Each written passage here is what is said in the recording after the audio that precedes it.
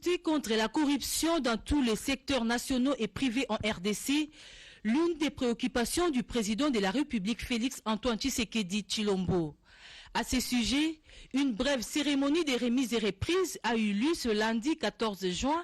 à l'Agence de prévention et de lutte contre la corruption entre le coordonnateur sortant Gisne Kikangala et le nouveau coordonnateur Thierry Mbulamoko.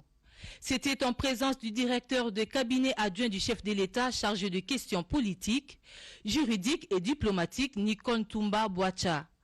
Dans son mot de bienvenue, le coordonnateur sortant, Maître Kikangala, a fait un état de lieu de l'Agence de prévention de lutte contre la corruption, mais aussi a présenté le bilan de son mandat.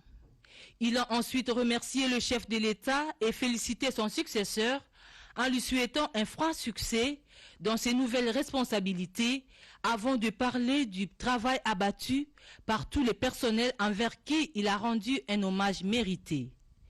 Monsieur Thierry Mbulamoko, nouveau coordonnateur nommé le 26 mai dernier par le président de la République Félix Antoine Tshisekedi Tshilombo, n'a pas manqué dans son mot de circonstance rappeler d'un ton rassurant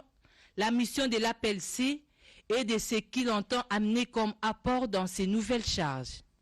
Il a cependant appelé à toutes les couches de la société à s'associer à ces combats de prévention et de lutte contre la corruption et le blanchiment des capitaux. C'est un moment de changement avec une nouvelle approche, une nouvelle méthode. Créée par l'ordonnance numéro 20/013 bis du 17 mars 2020, l'APLC a pour principale mission